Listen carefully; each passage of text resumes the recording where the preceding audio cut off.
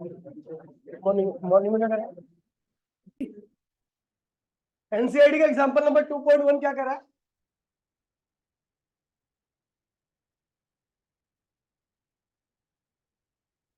Two point one NCERT. ठीक है भैया, पहला क्वेश्चन कह रहा है कि आपको इलेक्ट्रिक पोटेंशियल निकालना है एक चार्ज की वजह से जो कहाँ रखा हुआ है, पी पॉइंट पर निकालना है आपको पोटेंशियल, और जो चार्ज रखा हुआ है वो रखा हुआ है यहाँ पर 4 ×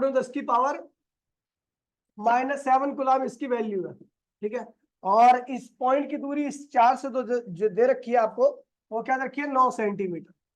तो आपको इस पॉइंट पर पोटेंशियल निकालना, तो आपको पता है पी पॉइंट का पोटेंशियल क्या होगा, के क्यू अपॉन में आर के बराबर होगा। के क्या है 9 × 10⁹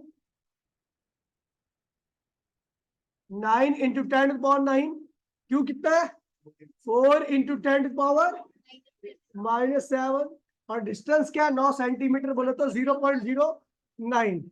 ठीक है भैया, ये आपका इस पॉइंट पर पोटेंशियल आ गया। सेकंड पार्ट कह रहा है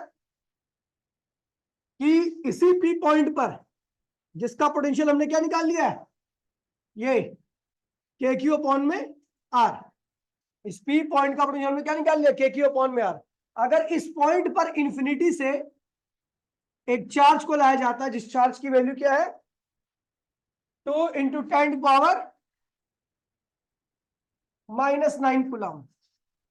ठीक है, देखिए इस चार्ज की वजह से इस पॉइंट पर पोटेंशियल हमने निकाल दिया, ये उसकी वैल्यू सॉल्व कर लोगे तो आपको पता लग जाएगा। ठीक है, कह रहा है इस पॉइंट का पोटेंशियल हमने निकाल दिया, ये कह रहा है अब इस पॉइंट पर हम जिसका पोटेंशियल क्या है ये है, उस पर एक चार्ज लेके आ रहे हैं जिसकी वैल्यू क्या है 2 × 10⁻⁹ कूलम। तो इसको लाने में कितना वर्डन होगा, तो वर्क क्या होता है भैया आपको पता ही है, वर्क होता है पॉइंट का पोटेंशियल इनटू में उसके ऊपर चार्ज, क्योंकि हमें पता है क्या है वर्क, 1 कूलम चार्ज को लाने में अगर क्यू कूलम चार्ज को उस पॉइंट पर ला रहे हो तो वर्क क्या होगा v इंटू में क्यू हो जाएगा। ठीक है भैया, तो पोटेंशियल की वैल्यू क्या रखी है के क्यू अपॉन में आर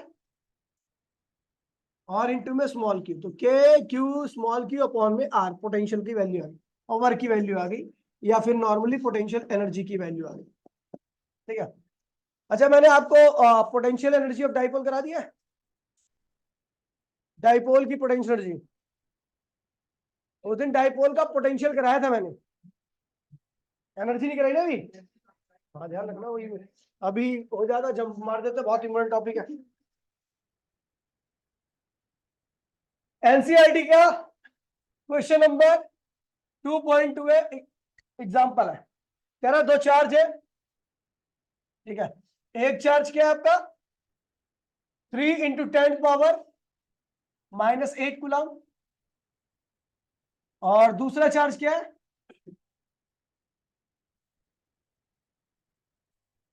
-2 × 10⁻⁻8 कूलम। ठीक है भैया, कह रहा है कि एक ऐसा पॉइंट बताइए जहां पर इन दोनों की वजह से पोटेंशियल 0 हो, क्या हो, तो भैया ऐसी किस सिचुएशन में ध्यान रखना कि एक आंसर नहीं हो तो दो आंसर होते हैं।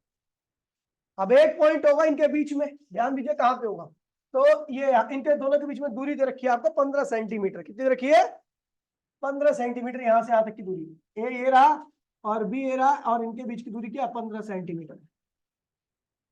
मैंने माना इस पॉइंट पर पोटेंशियल क्या है 0 है।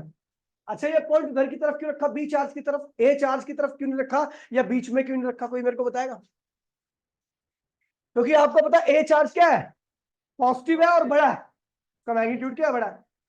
ठीक है, और बी चार्ज जो है उसका मैग्नीट्यूड क्या है छोटा और नेगेटिव है। ठीक है, तो मुझे पता है कि अगर पी पॉइंट को मैं बी के पास में रखूंगा तो पी के ऊपर बी का जो पोटेंशियल है वो किसके बराबर होगा, लगभग ए के। अभी मुझे पता नहीं है कि बराबर है, सॉरी मुझे पता नहीं इस पॉइंट की लोकेशन जहां पर आपका कुल पोटेंशियल क्या है इन दोनों चार्ज की वजह से 0 है। तो मैंने यहां से यहां तक इस पॉइंट की दूरी क्या ले ली x, और ये कितनी होगी 15 - x। ठीक है, केस पहला कर रहा हूं, जब पॉइंट कहां है आपका इनके बीच में, दोनों चार्ज के बीच में, गिवन क्या है पोटेंशियल एट पॉइंट पी बराबर में क्या रखा है 0, तो पोटेंशियल एट पॉइंट पी में किसका पोटेंशियल होगा ए का पोटेंशियल प्लस वो बराबर में दोनों का सम क्या चाहिए 0। बी का पोटेंशियल क्या होगा के charge at A distance of A from P, बोला हाँ, और बी का पोटेंशियल क्या होगा, के charge at B distance of B from P बराबर में दोनों का चाहिए 0 आना चाहिए।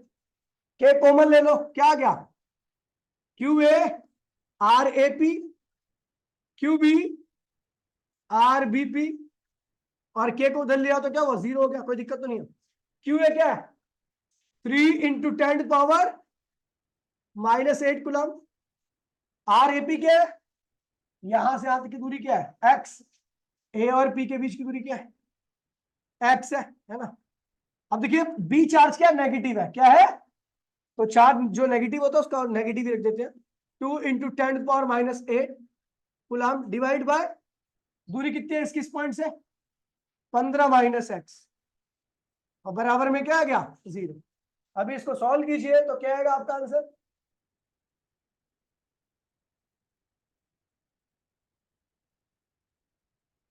ठीक है।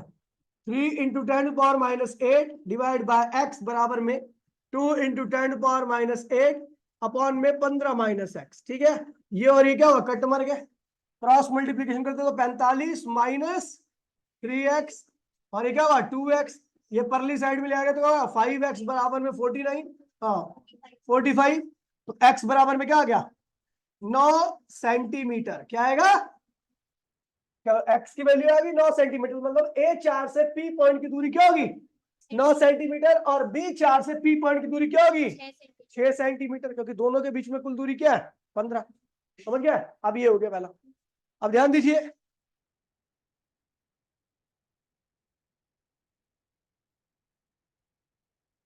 केस सेकंड, ठीक है। केस सेकंड देखिए भैया, कह रहा है भैया कि ए चार्ज ये रहा, बी चार्ज ये रहा, और पॉइंट पी यहां पर है, उस साइड में भी पोटेंशियल 0 हो सकता है, पता है क्यों, चलो देखते हैं। मुझे पता है ए चार्ज बड़ा है और बी चार्ज क्या है, छोटा है, समझ गया। तो इस रीजन में अगर मैं जाऊंगा तो मुझे पता है कि ए चार्ज से जितना दूर जाऊंगा उसका पोटेंशियल क्या होगा, उतना कम होता जाएगा, और बी चार्ज से जितना दूर जाऊंगा उसका पोटेंशियल क्या होगा, उतना बढ़ता जाएगा। ध्यान रखना, नेगेटिव चार्ज से पॉजिटिव चार्ज से जितना दूर जाओगे पोटेंशियल क्या होगा, उतना घटेगा, और नेगेटिव चार्ज से जितनी दूर जाओगे पोटेंशियल उतना क्या होगा, बढ़ेगा। जब ये पॉइंट पास में था तो यहाँ पे पॉजिटिव का पोटेंशियल क्या था, कम था लेकिन पॉजिटिव था, लेकिन नेगेटिव के पास होने पर इसका पोटेंशियल क्या होगा, इसका पोटेंशियल यहाँ पर नेगेटिव होगा, ज्यादा नेगेटिव होगा। लेकिन जैसे मैंने पॉइंट को दूर किया तो मैं देख रहा हूं ए का पोटेंशियल क्या हो रहा है, कम होने लगा, क्योंकि उससे दूरी क्या हो रही है, बढ़ रही है। और बी का पोटेंशियल, क्योंकि बी पे चार्ज नेगेटिव था तो उससे दूर जाओगे तो उसका पोटेंशियल क्या होगा, धीरे धीरे बढ़ेगा। पहले ए का पोटेंशियल कहां था, यहां पर, और बी का पोटेंशियल क्या था, नेगेटिव था। लेकिन जैसे जैसे दूरी बढ़ने लगी तो बी का पोटेंशियल क्या हो गया, बढ़ने लगा। ए का क्या होने लगा, बी का, ए का, जैसे दोनों बराबर हुए, लेकिन हम जानते हैं कि बी चार्ज नेगेटिव है तो उसका पोटेंशियल क्या होगा, नेगेटिव। ए चार्ज क्या है, पॉजिटिव, तो उसका पोटेंशियल क्या होगा, कहीं पर भी पॉजिटिव होगा। तो दोनों का, इसका नेगेटिव इसका पॉजिटिव, दो सेम चीज है, अगर अपोजिट साइन की होती है तो नेगेटिव रिजल्ट क्या आता है, 0 आता है, बस यही कह रहा हूं मैं,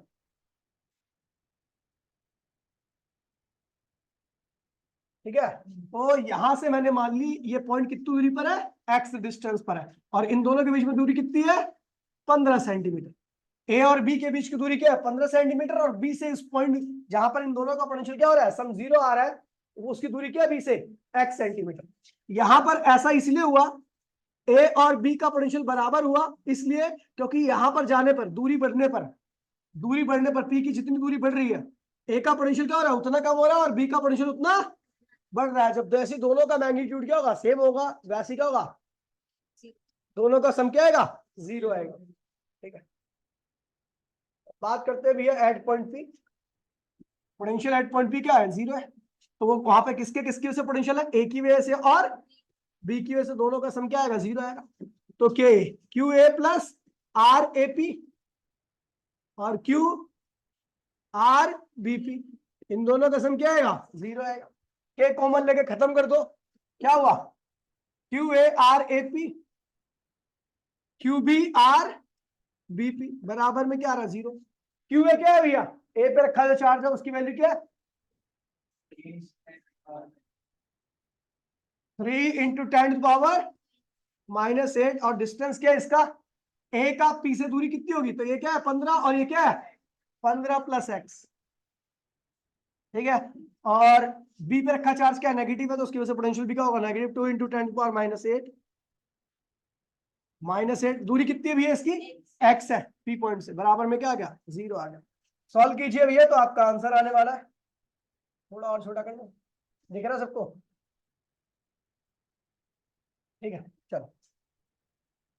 तो देखिए भैया 3 इंटू 10⁻⁸ 15 प्लस एक्स बराबर में क्या हुआ 2 इंटू 10⁻⁸ अपॉन में एक्स, ये और ये क्या कट मर गए 3x, ये क्या हुआ भैया 30 प्लस 2x, तो इधर लाइए तो x बराबर में क्या गया 30 सेंटीमीटर, ठीक है। फ्रॉम बी से, बी 4 से पी पॉइंट की दूरी कितनी है भैया 30 सेंटीमीटर, बट फ्रॉम ए से कितनी होगी भैया, तो 15 और जोड़ दो तो क्या होगा 45 सेंटीमीटर, ये एनसीईआरटी में आंसर दिया हुआ है, ठीक है।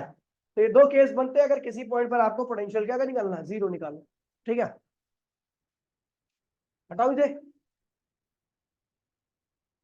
देखिए एक टॉपिक है जिसका नाम है potential electric potential due to potential energy in dipole, ठीक है।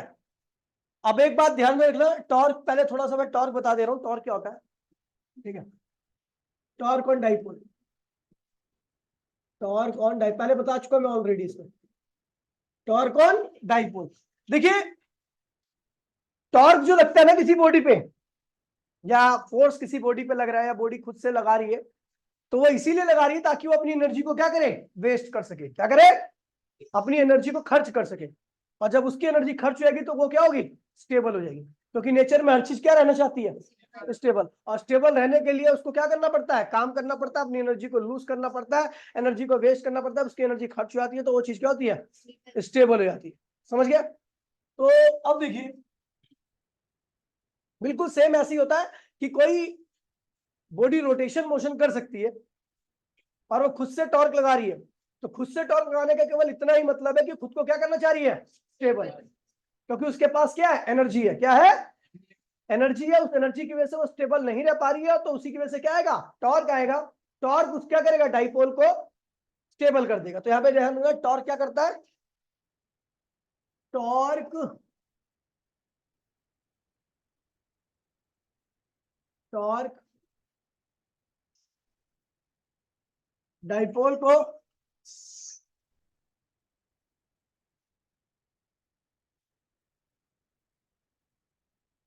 हेलो मर जा,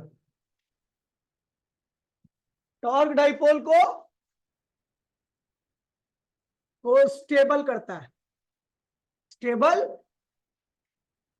करता है। डाइपोल स्टेबल अगर आपको याद होगा थोड़ा सा, तो डाइपोल स्टेबल जब होता है जब डाइपोल मूवमेंट और इलेक्ट्रिक फील्ड दोनों की डायरेक्शन क्या हो जाती है एक हो जाती है।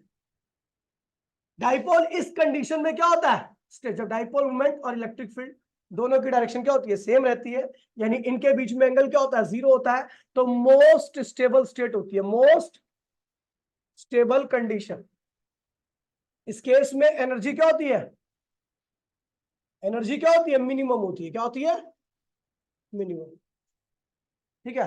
और यदि मैं डाइपोल को उल्टा कर दूं, डाइपोल मूवमेंट इधर कर दूं और इलेक्ट्रिक फील्ड इधर कर दूं, डाइपोल मूवमेंट की डायरेक्शन जानते हो क्या हो नेगेटिव टू पॉजिटिव, ये डाइपोल मूवमेंट की डायरेक्शन होती है। और डाइपोल मूवमेंट को इलेक्ट्रिक फील्ड के उल्टा कर दूं, यानी दोनों के बीच में एंगल कितना कर दिया 180 कर दिया, तो क्या होती है मोस्ट अनस्टेबल कंडीशन। और मोस्ट अनस्टेबल कंडीशन का मतलब एनर्जी क्या होती है, एनर्जी क्या होती है मैक्सिमम, ठीक है भैया मैक्सिमम। और हर चीज यहां से यहां पर आना चाहती है बाय बाय इटसेल्फ, कह लो खुद से यहां पे आना चाहती है, अनस्टेबल से कहां पे आना चाहती है, और अगर स्टेबल से हम यहां पे लाना चाहे तो क्या करना पड़ेगा वर्क डन, क्या करना पड़ेगा वर्क डन करना पड़ेगा, work done on the system. अगर हम उस चीज को मोस्ट स्टेबल स्टेट से मोस्ट अनस्टेबल स्टेट में ले आना चाहता तो हमें उसको क्या करना पड़ेगा, वर्क डन करना पड़ेगा, क्योंकि कोई चीज अनस्टेबल नहीं होती। जमीन से पत्थर, जो जमीन पर पत्थर होता है कभी आसमान में अपने आप नहीं जाता, क्योंकि जो आसमान में क्या होता है, हाइट पे जाने पे उसकी एनर्जी क्या होती है, बढ़ जाती है, और जमीन पर क्या होती है, उसकी एनर्जी कम होती है। तो क्या कोई पत्थर अपने आप ही उड़ जाता है क्या?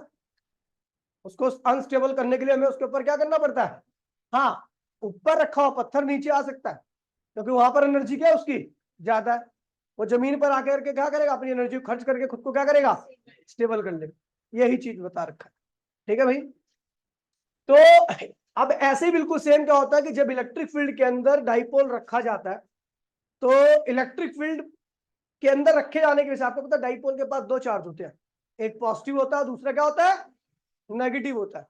तो जब पॉजिटिव और नेगेटिव चार्ज का जो कलेक्शन होता है, जिसको हम डाइपोल कहते हैं, उसको डालते हैं इलेक्ट्रिक फील्ड के अंदर, तो इलेक्ट्रिक फील्ड के अंदर वो डाइपोल क्या करता है, फोर्स एक्सपीरियंस करना चालू कर देता है। मतलब उसके अंदर क्या आती है, एनर्जी। अब किसी पे फोर्स लग रहा है, किसी है ना, कोई बॉडी के अंदर फोर्स लग रहा है, तो उसका मतलब उसके अंदर क्या है, एनर्जी। अब उसके अंदर जैसे इलेक्ट्रिक फील्ड के अंदर आपने डाइपोल को रखा, तो उसके अंदर क्या आ गई, एनर्जी। अब एनर्जी है तो उसको खर्च करेगा, खर्च करने के लिए क्या करेगा, टॉर्क ला देगा, टॉर्क क्रिएट कर देगा, और टॉर्क क्या करेगा, उस डाइपोल को स्टेबल स्टेट में ले आएगा। नहीं, डाइपोल मोमेंट और इलेक्ट्रिक फील्ड को क्या करेगा, एक डायरेक्शन में ले आएगा। समझ गया? चलो देखते भैया टॉर्क ऑन डाइपोल। तो देखिए बड़ा आसान सा टॉपिक है, बढ़िया टॉपिक है, ठीक है, क्योंकि इसी के आधार पर हम करेंगे energy in dipole, energy in case of energy stored in dipole. ठीक है, एक्सप्रेशन देख लीजिए, एक्सप्रेशन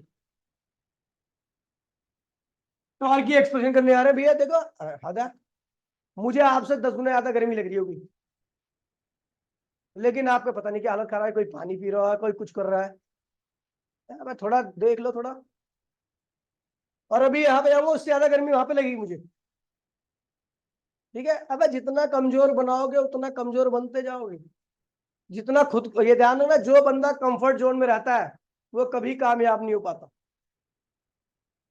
जिस दिन आप कंफर्ट जोन से बाहर निकल गए, जिस दिन अपने पापा के हाथ से नीचे से बाहर निकल कर अपने खुद कमाने लगे ना, उस दिन अपने आप कामयाबी आपके हाथों में आ जाएगी। नहीं तो कंफर्ट जोन, मम्मी कह रही बेटा गर्मी लग रही है, बेटा मत जाओ बाहर, बेटा बेटा बैठा हुआ है।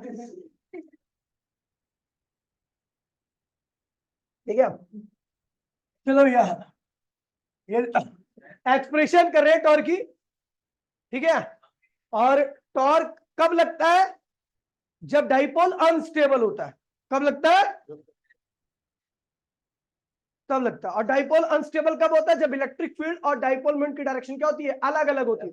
जब एक ही डायरेक्शन में होते हैं तो डाइपोल क्या होता है, स्टेबल होता है। ठीक है, ये है इलेक्ट्रिक फील्ड और ये है डाइपोल। डाइपोल माइनस चार्ज ये रहा डाइपोल का, प्लस चार्ज ये रहा।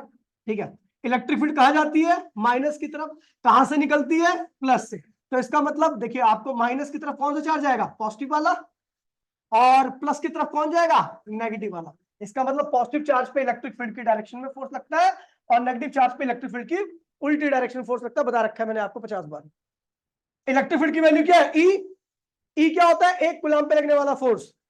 तो क्यू कूलम पे कितना फोर्स लगेगा, ए क्यू। यहां पर भी कितना लगेगा, ए क्यू। अच्छा, डाइपोल मूवमेंट की डायरेक्शन क्या होती है, negative to. Electric field X के लॉन्ग है, और डाइपोल मोमेंट ये रही, तो दोनों के बीच में एंगल क्या होगा, थीटा। ये स्टेबल कंडीशन है या अनस्टेबल कंडीशन है, अनस्टेबल कंडीशन है, क्योंकि इलेक्ट्रिक फील्ड और डाइपोल मोमेंट दोनों की डायरेक्शन क्या है, अलग अलग है। तो ये क्या है, अनस्टेबल है। अब ये स्टेबल करने के लिए क्या करना पड़ेगा, पी और ई को एक डायरेक्शन में लाना पड़ेगा, पी और ई को एक डायरेक्शन में लगाना पड़ेगा। उसके लिए कौन आता है, टॉर्क आता है। ठीक है भैया, अनस्टेबल है, ये क्या है, अनस्टेबल। ठीक है, तो देखिए भैया, ये यार ए कर दो,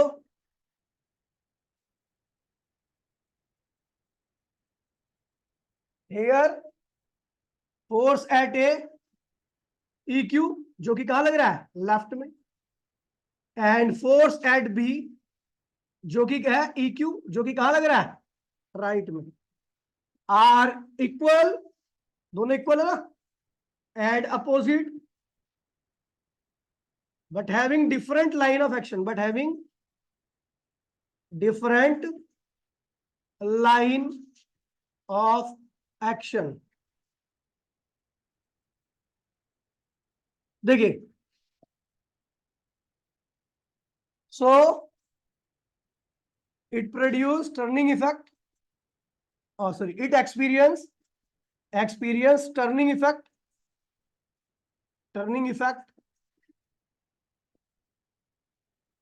effect. This effect is known as, this effect is known as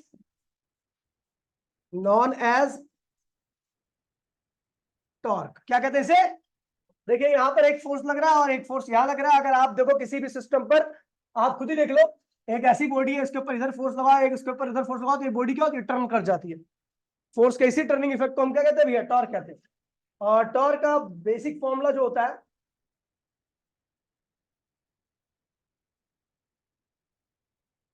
मत बात कर यार, मत बात कर मेरे भाई, मैं जानता हूं, ये मत सोच कि मैं यहाँ पे देख रहा हूं तो मेरा दिमाग ऑफ नहीं है। एज, हाँ ठीक है, देन टॉर्क क्या होगा? टॉर्क का फॉर्मूला होता है आइदर फोर्स इनटू में परपेंडिकुलर सेपरेशन। दोबारा बोल रहा हूं, टॉर्क इसलिए लग रहा है क्योंकि भैया डाइपोल क्या है? अनस्टेबल कंडीशन में। समझ गए? तो भैया आइदर फोर्स क्या है? दोनों फोर्स की वैल्यू सेम है, इसलिए हम आइदर फोर्स यूज करते हैं, ठीक है। और इस फोर्स का लाइन ऑफ एक्शन क्या है? ये, इस फोर्स का लाइन ऑफ एक्शन क्या है? ये। इनके बीच में परपेंडिकुलर सेपरेशन ये है, ये है, ये है, ये है, सारी परपेंडिकुलर सेपरेशन है, सबकी वैल्यू क्या है? सेम है। तो लेकिन हम परपेंडिकुलर सेपरेशन एक इस वाले पॉइंट पर खींचते हैं ताकि हमारे कैलकुलेशन में मदद मिल जाए। ठीक है, ठीक। ये इन दोनों, इस वाले फोर्स के लाइन, इस वाले फोर्स के लाइन और इस वाले फोर्स के लाइन के बीच में परपेंडिकुलर सेपरेशन, इसको मैंने ले लिया AC, BC। क्या हो गया? अच्छा, ये थीटा एंगल है तो ये भी क्या होगा? थीटा ही होगा, कॉरेस्पॉन्डिंग एंगल कहते हैं, ठीक है। तो आता है ये देन टॉर्क, देन टॉर्क क्या होगा? आइदर फोर्स क्या है? EQ, और परपेंडिकुलर सेपरेशन दोनों लाइन के बीच में क्या है? BC। अब इस लाइन और इस लाइन के बीच में परपेंडिकुलर सेपरेशन क्या है? BC। इन्हीं दोनों लाइन को क्यों लिया? क्योंकि इन्हीं दोनों लाइन में फोर्स लग रहा है आपका, ठीक है। तो BC की वैल्यू निकालते हैं। BC क्या है? परपेंडिकुलर है। BC क्या है? ये जो ट्राइंगल दिख रहा है ना आपको, ये ट्राइंगल दिख रहा है आपको, इस ट्राइंगल का क्या है? परपेंडिकुलर है। और आपको बता दो भैया, परपेंडिकुलर जो होता है वो हाइपोटेनियस साइन थीटा के बराबर आता है। क्या आता है? हाइपोटेनियस, डाइपोल की लेंथ है। हाइपोटेनियस क्या है? डाइपोल की लेंथ, और डाइपोल की लेंथ क्या होती है? 2L। क्या होती है? 2L sine theta. ये क्या हुआ? BC की वैल्यू, ठीक है भैया। धन टॉर्क क्या आ जाएगा? EQ इंटू में BC की वैल्यू क्या है? 2L sine theta. Q into में 2L क्या होता है? P। तो टॉर्क का फॉर्मूला क्या आ गया? PE sine theta. ये टॉर्क हो गया। ये क्यों लग रहा है? क्योंकि डाइपोल अनस्टेबल है। डाइपोल को स्टेबल करने के लिए, डाइपोल को, वही लिखा हुआ है, टॉर्क डाइपोल को स्टेबल करता है, मतलब इलेक्ट्रिक फील्ड और डाइपोल मोमेंट को सेम डायरेक्शन में लाता है। अब आगे बढ़ते हैं और हम करते हैं इस डाइपोल। आप देखो भैया, ग्रेविटी किसी भी चीज को, एक किसका फोन है? मेरा। ये देखो, ठीक है भैया, इसके पास एनर्जी है, छोड़ा, एनर्जी कम हो गई। क्यों? क्योंकि ग्रेविटी ने खींच लिया। ग्रेविटी एक फोर्स है जो कि इसलिए लगा क्योंकि इस बॉडी के पास क्या थी? एनर्जी थी। और कोई बॉडी फोर्स लगा रही है, इसका मतलब उसके अंदर एनर्जी है। अगर ग्रेविटी इसको नीचे लगी है तो इसका मतलब इसके पास भी क्या थी? एनर्जी थी। अगर इसके अंदर एनर्जी नहीं होती तो ग्रेविटी नहीं आती, इसके अंदर एनर्जी नहीं होती तो ग्रेविटी नहीं होती। समझ गया? अब इसके हाथ में ये फोन था, अब मैं इसको उठा के ले आ रहा हूं, तो मैं ग्रेविटी के अगेंस्ट में काम कर रहा हूं। ग्रेविटी के अगेंस्ट में काम कर रहा हूं तो इसके अंदर क्या आएगी? एनर्जी बढ़ेगी घटेगी? वही मेरे को निकालना है यहाँ पर। डाइपोल क्या है भैया? टॉर्क लग करके डाइपोल और डाइपोल मोमेंट को, सॉरी, डाइपोल मोमेंट और इलेक्ट्रिक फील्ड को एक डायरेक्शन में ले आया, स्टेबल कंडीशन में लाके रख दिया उसने। लेकिन हमारे अंदर क्या थी? चुल थी। तो हमने क्या किया? उस टॉर्क क्या कर रहा था? स्टेबल कर रहा था। लेकिन हम टॉर्क के अगेंस्ट में काम करने लगे। हम टॉर्क के, और जब हम टॉर्क के अगेंस्ट में काम करने लगेंगे तो उसकी एनर्जी कम होने की बजाय क्या होगी? टॉर्क क्या करता है? डाइपोल मोमेंट और इलेक्ट्रिक फील्ड को एक डायरेक्शन में रखता है। हम क्या करते हैं? डाइपोल मोमेंट और इलेक्ट्रिक फील्ड को अलग अलग कर देते हैं। क्या करते हैं? टॉर्क डाइपोल मोमेंट और इलेक्ट्रिक फील्ड को एक डायरेक्शन में लाएगा ताकि वो दोनों स्टेबल हो जाए। लेकिन हम क्या करते हैं? डाइपोल मोमेंट और इलेक्ट्रिक फील्ड को दोनों को क्या करते हैं? अलग अलग डायरेक्शन में कर देते हैं। इसकी वजह से एनर्जी घटने की बजाय क्या होती है? बढ़ जाती है। ठीक है भैया, तो इससे पहले मैं आपको एक चीज बता देता हूं, अगर मैं बात करूं लीनियर मोशन की, लीनियर मोशन में, लीनियर मोशन और रोटेशन मोशन की बात करते हैं, रोटेशन, ठीक है भैया। लीनियर मोशन में डिस्प्लेसमेंट को एक्स से लिखते हैं, पता नहीं पता, अगर कोई चीज चल रही है तो उसके डिस्प्लेसमेंट को एक्स या एस या डी से लिख देते हैं, समझ गया। लेकिन रोटेशन मोशन में जो डिस्प्लेसमेंट होता है उसको एंगुलर डिस्प्लेसमेंट कहते हैं, उसको किससे लिखते हैं, थीटा से। किससे लिखते हैं, तो लीनियर मोशन में डिस्प्लेसमेंट आपका, ये डिस्प्लेसमेंट है, डिस्प्लेसमेंट आपका एक्स होता है, और रोटेशन मोशन में डिस्प्लेसमेंट क्या होता है आपका, थीटा होता है। ठीक है, वेलोसिटी जो होती है लीनियर मोशन में वो v या u होती है, v लगो, लेकिन इसमें क्या होती है, ओमेगा हो जाती है। ठीक है, एक्सेलरेशन जो होता है वो होता है a, और इसमें क्या होता है अल्फा, क्या हो जाता है, अल्फा। ठीक है, और ठीक है, वर्क जो होता है इसमें, वर्क, वर्क का फॉर्मूला होता है भैया लीनियर मोशन में फोर्स इनटू में डिस्प्लेसमेंट। वो नहीं अभी तो जाओ,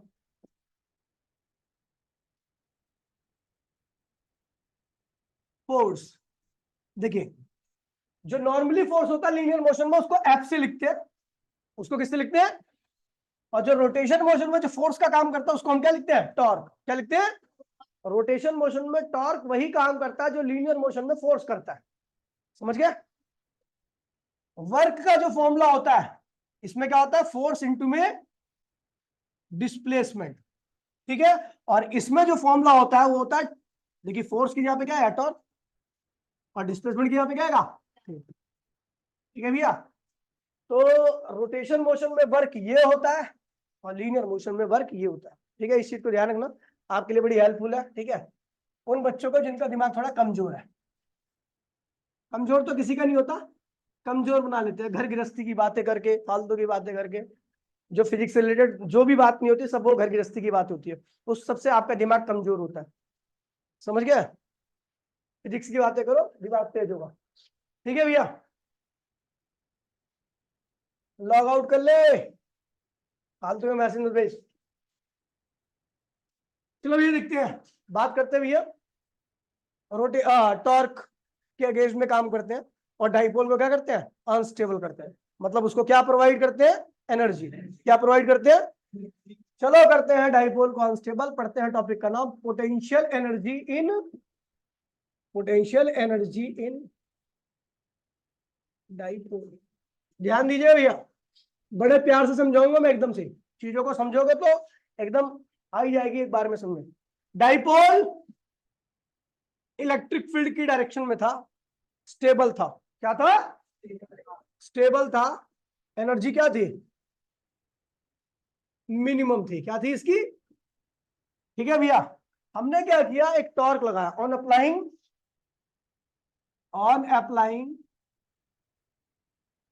एक्सटर्नल टॉर्क, हमने एक्सटर्नल टॉर्क लगाया। ठीक है भैया, ठीक है, और एट एनी इंस्टेंट डाइपोल और इलेक्ट्रिक फील्ड और डाइपोल मूवमेंट के बीच में कितना एंगल बन गया, थीटा। कितना बन गया, हमने एक्सटर्नल टॉर्क लगाया, ठीक है, एक्सटर्नल टॉर्क लगाया, और हमने डाइपोल मोमेंट और इलेक्ट्रिक फील्ड को क्या कर दिया, अलग अलग डायरेक्शन में कर दिया। किसी भी इंस्टेंट पर, एट एनी इंस्टेंट पर डाइपोल मोमेंट और इलेक्ट्रिक फील्ड के बीच में एंगल कितना बन गया, थीटा बन गया। तो इस वक्त टॉर्क कितना लग रहा होगा, पीई साइन थीटा। आपको वही थीटा लेना जो बना है इस वक्त, ठीक है, समझ गया। अभी ये थीटा बदल रहा है बार बार, थीटा के अंदर क्या आ रहा है, परिवर्तन आ रहा है, क्योंकि मैं लगातार टॉर्क लगाया जा रहा हूँ, इस थीटा को चेंज करता जा रहा हूँ। हो सकता है अभी थीटा क्या हो, जिस वक्त मैं देख रहा हूँ 60 डिग्री का हो, थोड़ी देर बाद क्या हो, 1-8 सेकंड बाद 65, 70, समझ गए। तो इस तरीके से चेंज हो रहा है। तो भैया देखिए, इसी वक्त at that instant work done against the torque, इस टॉर्क के अगेंस्ट में कितना वर्क किया है, इस टॉर्क के अगेंस्ट में हम एक्सटर्नल जो टॉर्क लग रहे हैं ना, ये क्या है, जो सिस्टम टॉर्क लगा रहा है, ये कौन सा टॉर्क है, और ये कौन से टॉर्क से हम अनस्टेबल कर रहे हैं, एक्सटर्नल टॉर्क से। तो इस वक्त जो टॉर्क लग रहा है at that instant work done against the internal torque. Internal torque ये रहा जो सिस्टम लगाता है, इंटरनल, क्या चल रहा है ये, इंटरनल टॉर्क। तो किसी इंस्टेंट पर अगर वर्क निकालो तो वर्क क्या होता है, डीडब्ल्यू होता है। क्या होता है, डीडब्ल्यू। और वो किसके बराबर होता है, टॉर्क इनटू में डी थीटा। टॉर्क इनटू में डी थीटा क्या है, एंगुलर डिस्प्लेसमेंट। जिस इंस्टेंट पे आपने देखा है ना इस डाइपोल को, उस इंस्टेंट पर भी वो टॉर्क लग रहा था और उस थीटा को चेंज कर रहा था। तो उसने कितना चेंज किया, डी थीटा। कितना किया, देखिए हम एक टॉर्क लगा रहे हैं जो इस पी और ई को अलग अलग कर रहा है। जिस वक्त हमने देखा उस वक्त थीटा एंगल था, उस वक्त टॉर्क कितना लग रहा था, लेकिन तब भी तो लगातार वो काम कर रहा था। तो उस वक्त उसने कितना एंगुलर डिस्प्लेसमेंट किया, डेल्टा थीटा का। तो वर्क कितना होगा, ये होगा, ठीक है। तो देन डी डब्ल्यू इक्वल्स में क्या होगा, टॉर्क की वैल्यू क्या है इस वक्त, PE sine theta D theta. ये हो गया। ये आ गया भैया उस इंस्टेंट पर, जिस इंस्टेंट पर ये सिचुएशन थी, टॉर्क इतना लग रहा था और उसी वक्त जो एंगुलर डिस्प्लेसमेंट हुआ कितना हुआ था, डी थीटा का हुआ था। हम चाहते हैं कि मैं डाइपोल को किसी एंगल थीटा 1 से किसी दूसरे एंगल थीटा 2 पे शिफ्ट कर दूं। तो टोटल वर्क निकालूंगा, ध्यान दीजिए। अभी देखिए समझ में आ जाएगा आपको। Total work done, total work done from theta 1 to theta 2। Theta 1 क्या है, इनिशियल एंगल। क्या है, जब मैंने काम स्टार्ट किया था, प्रोसेस स्टार्ट किया था, वैसे जीरो बना रखा है मैंने वहां पर, लेकिन जरूरी नहीं कि जीरो एंगल हो, स्टार्टिंग का एंगल कुछ भी हो सकता है, ठीक है। इनिशियल एंगल किसके बीच का एंगल है, ये in between electric field and dipole moment. और थीटा 2 क्या है, final angle in between electric field and, मुझे यहां तक ले आना था। तो थीटा 1 से थीटा 2 तक मैंने क्या किया, वर्क किया। किसके अगेंस्ट में, इंटरनल टॉर्क के अगेंस्ट में। Total work done, total work done.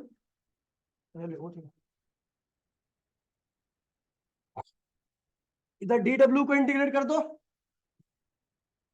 इधर क्या करो, PE sine theta D theta को इंटीग्रेट कर दो। डी डब्ल्यू क्या था उस वक्त, इस वक्त का वर्क डन, इस वक्त का वर्क डन। अब मुझे टोटल वर्क डन निकालना है, कहां से कहां तक का, थीटा 1 से जहां से मैंने स्टार्ट किया था जहां पर मुझे फिनिश करना है, ठीक है। तो कुल वर्क निकालने के डी डब्ल्यू का देखिए, यहाँ पर थीटा को इंटीग्रेट कर रहे हो तो थीटा 1 की इनिशियल लिमिट क्या है, थीटा, और थीटा 2 की फाइनल लिमिट क्या है, डी डब्ल्यू का इंटीग्रेशन क्या होता है, डब्ल्यू। पीई बाहर आ गया, आपको बता दो साइन का इंटीग्रेशन होता है माइनस कॉस थीटा। क्या होता है, लोअर लिमिट अपर लिमिट, ठीक है भैया। तो डब्ल्यू इक्वल्स में पीई, ये माइनस साइन को बाहर निकाल दो, तो अंदर क्या हुआ, कॉस थीटा, थीटा 1 थीटा 2।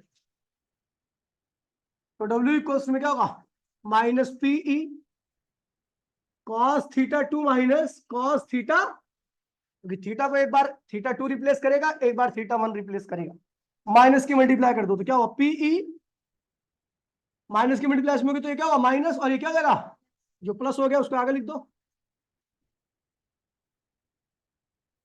ये वर्क डन आया, और आप जितना वर्क डन करते हो वही क्या होता है, पोटेंशियल एनर्जी के बराबर होता है। ये किसके बराबर होगा, पोटेंशियल एनर्जी इन डाइपोल के, क्योंकि आपने अनस्टेबल किया, ठीक है। ध्यान दीजिए, अगर मान लीजिए आप थीटा 1 आपका क्या था, 180 0 डिग्री था, क्या था केस, और आप थीटा 2 क्या करना चाह रहे हो, 180 डिग्री, ठीक है। थीटा 1 क्या था, मतलब स्टेबल स्टेट में था, और आप उसे क्या करना चाह रहे हो, मोस्ट अनस्टेबल स्टेट में ले आना चाह रहे हो, ठीक है। तो कितना वर्क करना पड़ेगा, यानी कितनी एनर्जी आएगी उसके अंदर। तो पीई, ये पी पोटेंशियल एनर्जी क्या है, डॉट लगा रखा है बीच में, पीई, पी फॉर मोमेंटम और डाइपोल मोमेंट, और ई फॉर क्या, इलेक्ट्रिक फील्ड है। थीटा 1 क्या भैया, फॉर्मूला क्या है, थीटा 1 क्या है, cos 0, cos 0 माइनस cos 180। अगर मैं बात करूं तो पीई cos 0 की वैल्यू क्या होती है, 1, cos 180 की वैल्यू क्या होती है माइनस, सॉल्व करोगे तो क्या होगा 2PE, ये आ रहा है, ये पॉजिटिव आ रहा है,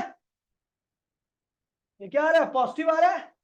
अब पॉजिटिव का मतलब क्या है कि इसकी एनर्जी बढ़ी है डाइपोल की, यानी आप यहां से अगर यहां पर ले आते हो तो डाइपोल की एनर्जी क्या होती है बढ़ जाती है, कितनी बढ़ती है 2PE, क्या बढ़ती है, और हमने work done on the system किया, ऑन द सिस्टम किया। और अगर मान लीजिए केस नंबर 2, इसका मतलब आपका जीरो से अगर थीटा, ध्यान दीजिए भैया, थीटा अगर आपका जीरो है, थीटा टू क्या 180, यानी थीटा बढ़ा है घटा है, बढ़ा है, यानी थीटा अगर आपका बढ़ेगा तो एनर्जी क्या आएगी पॉजिटिव आएगी, आपको सिस्टम के ऊपर क्या करना पड़ेगा वर्डन करना पड़ेगा, और डाइपोल क्या हो जाएगा अनस्टेबल, क्या हो जाएगा, एनर्जी क्या होगी उसकी बढ़ेगी और डाइपोल क्या होगा अनस्टेबल, डाइपोल अनस्टेबल हो जाएगा। ठीक है भैया, केस अगर थीटा वन क्या है भैया आपका 180 डिग्री, और वो कहां पे आ गया 0 डिग्री, यानी यहां से यहां पे आ गया, तो देखते हैं एनर्जी क्या हो गया, पोटेंशियल एनर्जी इक्वल्स टू में पीई कॉस 180 माइनस कॉस 0, आप देखोगे इसको सॉल्व करके तो -2PE आ रहा है, यानी एनर्जी नेगेटिव आ रही है, मतलब एनर्जी रिलीज हुई है। और कोई चीज एनर्जी रिलीज करती है तो स्टेबल होती है अनस्टेबल, स्टेबल क्या होगी ये, work done by the system, release कौन करता है जो खुद वर्क करता है, work done by the system, ठीक है। यानी यहां पर अगर आपका थीटा क्या हो रहा है, यहां पर थीटा क्या हो रहा है डिक्रीज हो रहा है, थीटा क्या हो रहा है डिक्रीज हो रहा है, तो एनर्जी भी क्या होगी डिक्रीज होगी, नेगेटिव तरफ जाएगी, और डाइपोल क्या होगा, डाइपोल स्टेबल होता जाएगा, ठीक है। यानी एनर्जी बढ़ानी है, एनर्जी बढ़ानी है तो थीटा भी बढ़ा दो, किसके बीच का थीटा है, डाइपोल मोमेंट और इलेक्ट्रिक फील्ड के बीच का है, ठीक है। और एनर्जी घटानी है तो थीटा घटा दो, वो तो खुद ही घट जाएगा, ठीक है भैया। तो ये टॉपिक था, इसके बाद इसका अभी देखो अभी खत्म नहीं हुआ है, ठीक है, अच्छी तरीके से अगर पढ़ाया जाए तो अच्छी तरह से खत्म नहीं हुआ है, ठीक है भैया। तो आज क्या है थर्सडे वार है ना, सैटरडे वार को पोटेंशियल पूरा खत्म कर दूंगा विद इक्वी पोटेंशियल सरफेस के साथ, इक्वी पोटेंशियल सरफेस इस चैप्टर का सबसे इंपॉर्टेंट टॉपिक है, और कुछ कंसेप्ट है जो बाकी है तो करा दूंगा साथ साथ में, बाकी ऑलमोस्ट इसके हो चुके हैं। एनसीईआरटी के आपको देख लीजिए कौन कौन से क्वेश्चन ट्राई कर रहे हैं, ध्यान दीजिए और लिख लो इसको, एग्जाम्पल नंबर, अब देखो क्या क्या करना है, नहीं कर गया तो कल तार दूंगा, ध्यान रखना। Example number 1, example number 2, example number 3, example number 1, example number 2, example number 3, example number 4, example number 5, example number 6, example number 7, conceptual है मोस्ट इंपोर्टेंट है,